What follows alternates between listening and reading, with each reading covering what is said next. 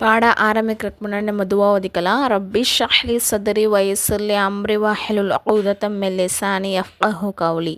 ரப்பி ஸித்னி இல்மா ரப்பி ஸித்னி இல்மா ரப்பி ஸித்னி இல்மா.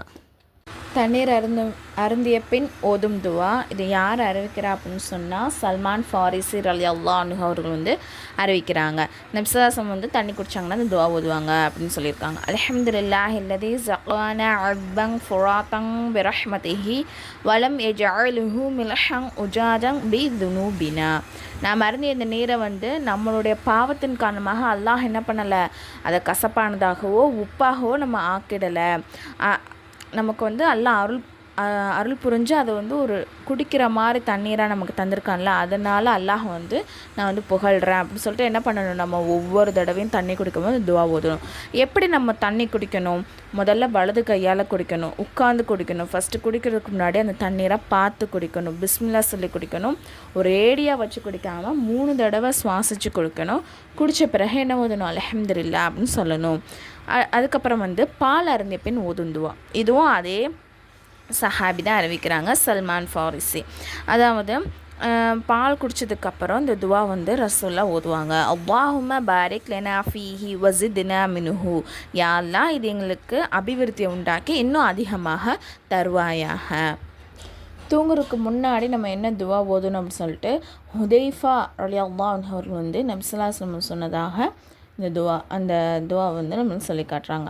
அதாவது இரவின் தன் படுக்கைக்கு வந்தால் நபிஸல்லாஹு என்ன பண்ணுவாங்கன்னா வலது உள்ளங்கையை வலது கன்னத்தின் கீழே வச்சு இந்த துவா ஓதுவாங்க. அல்லாஹும்ம பிஸ்மிக அமுத்து வாஹியா. யா அல்லாஹ் உன் பெயரை கொண்டே மரணிக்கிறேன், மேலும் உயிர் பெறுகிறேன். ஏன்னா தூக்கங்கிறது நமக்கு ஒரு சிறு மரணத்துக்கு சம்மந்தம், சரிங்களா? அதனால இந்த துவா ஓதிருக்காங்க. நம்மளும் இன்ஷா அல்லாஹ் ஓதணும். அதுக்கப்புறம் நம்ம தூங்க போகிறோம், அதோடைய சுண்ணத்துக்கெல்லாம் என்ன அப்படின்னு சொன்னால், இசாவுக்கு பிறகு நம்ம சீக்கிரமாக தூங்கணும், சரிங்களா? அதுக்கப்புறம் வீண் பேச்சுகள் பேசுகிறது இந்த மாதிரிலாம் ஈடுபடக்கூடாது. அப்புறம் தூங்குறதுக்கு முன்னாடி ட்ரெஸ்ஸை கண்டிப்பாக மாற்றிக்கணும், உழு செஞ்சுக்கணும். அதுக்கப்புறம் நம்ம படுக்கக்கூடிய அந்த பெட்டோ இல்லை பாயோ எதாக இருந்தாலும் அது 3 தடவை உதறிக்கணும். அப்புறம் கண்ணுக்கு சுருமாட்டுக்கணும். அப்புறம் இஸ்திஃபார் 3 தடவை ஓதணும். அஸ்தக்ஃபிருல்லாஹல் அலீமில் லதீ லா இலாஹ இல்லா ஹுவல் ஹய்யுல் கய்யூம் வ அதூபு இலைஹ் அப்படின்னு 3 தடவை ஓதணும்.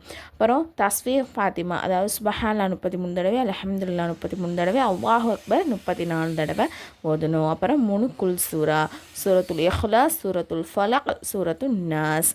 அப்புறம் நம்ம முன்னாடி சொன்னோம் இல்லையா, வலது பக்கம் ஒருங்கிணைச்சு வலது கையை வலது கன்னத்தில் கீழே வச்சு படுக்கணும், சரிங்களா? குப்பரை படுக்கவே கூடாது.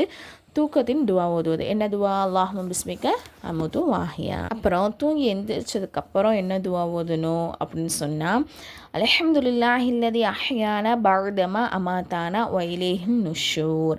அதாவது நம்ம என்ன சொன்னோம், தூங்குறதும் ஒரு சிறு மரணம் தான் அப்படின்னு சொன்னோம் இல்லையா? அப்போ நம்ம எந்திரிச்சிட்டோம் அப்படின்னு சொன்னால் நம்ம மரணமடைய செய்து பிறகு உயிர் கொடுத்து எழுப்பிய அல்லாஹுக்கே எல்லா புகழும், மேலும் நம்ம அனைவரும் அவன் பக்கமே திரும்ப செல்லக்கூடியவராக உள்ளோம் அப்படின்னு நம்ம துவா ஓதணும். அப்புறம் தூங்கி எந்திரிச்சோன்னே என்ன சுன்னத் செய்யணும், சுன்னத்தான விஷயங்கள் செய்யணும் அப்படின்னு சொன்னால், தூங்கி எந்திரிச்சோன்னே 2 கையும் என்ன பண்ணணும், முதல்ல முகத்துலையும் கண்களையும் தேய்க்கணும். அப்புறம் விழிச்சதுக்கப்புறம் ஓத வேண்டிய துவா ஓதணும். அப்புறம் மிஸ்வாக் செய்யணும். அடுத்த துவா என்ன அப்படின்னு சொன்னால், கழிவறைக்குள், அதாவது நம்ம பாத்ரூம் போகிறோம் அப்போ என்ன துவாக்கள் ஓதணும், எதுக்காண்டி ஓதுறோம் அப்படின்னு சொன்னால், இந்த ஹதீஸை யார் அறிவிக்கிறான்னா அனஸ் பின் மாலிக் ரலியல்லாஹு அன்ஹு அவர்கள் அறிவிக்கிறாங்க. என்னென்னா, கழிவறையில் கெட்ட ஜின்களும் ஷைத்தான்களும் வந்துக்கிட்டு இருப்பாங்க. எனவே நம்ம யாராச்சும் பாத்ரூம் போகிறோம் அப்படின்னு சொன்னால் அந்த துவா ஓதிக்கணும்னு யார் சொல்லியிருக்கா? நபி ஸல்லல்லாஹு அலைஹி வஸல்லம் அவர்கள் சொல்லியிருக்காங்க. பிஸ்மில்லாஹி அல்லாஹும்ம இன்னி அஊது பிக்க மினல் ஹுபுஸி வல் ஹபாஇஸி.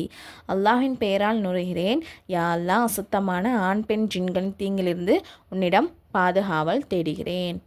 அப்புறம் நம்ம கழிவறையிலேருந்து வெளியே வர்றோம் அப்படின்னு சொன்னால் அதுக்கு என்ன துவா ஓதணும் அப்படின்னு சொன்னால், ஆயிஷா ரலியல்லாஹு அன்ஹா அவர்கள் இந்த துவாவை அறிவிக்கிறாங்க, இந்த ஹதீஸை அறிவிக்கிறாங்க. உஃப்ரானக, யா அல்லாஹ் உன்னிடம் நான் என்ன பாவ மன்னிப்பு கேட்குறேன்.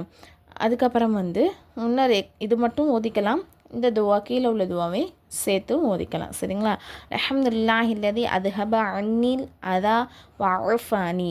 நோவினை தரும் அசுத்தங்களை நீக்கி எனக்கு சுகமளித்த அல்லாஹுக்கே புகழ் அனைத்தும், சரிங்களா? இப்போ எவ்வளவோ பிரச்சனை சரியாக சாப்பிட்டு செரிக்காமல் சரியாக பாத்ரூம் போகாமல் இருக்கிறது மூலமாக தான் உண்டாகுது. அப்போ வந்து நம்ம கரெக்டாக நம்மளை வந்து சுத்தமாக்கிய அல்லாஹ் எந்த நோய் இல்லாமல் நம்மளை அசுத்தத்துலேருந்து நீக்கி சுகமளித்தா அல்லாஹுக்கே புகழ் அளித்து நம்ம என்ன பண்ணணும், அவன்கிட்ட துவா கேட்கணும். அது வந்து இது எப்படின்னா பாத்ரூம்லேருந்து வெளியே வந்ததுக்கப்புறம் தான் இது ஓதணும், சரிங்களா? உள்ளே இருந்தே ஓதக்கூடாது. இது வந்து ஃப்ரீ முஅல்லமா கோர்ஸ். இதில் வந்து நான் சேரன்னு விருப்பம் உள்ளவங்க, அதாவது ஒன்லி லேடிஸ் மட்டும் இதில் வந்து ஜாயின் பண்ணிக்கோங்க. நான் வந்து கீழே டிஸ்கிரிப்ஷனில் வந்து டெலகிராம் குரூப்போடைய லிங்க் வந்து கொடுத்துட்றேன். அதில் வந்து ஜாயின் பண்ணிக்கோங்க. அதில் வந்து டீட்டெயில்ஸ் வந்து இருக்குது.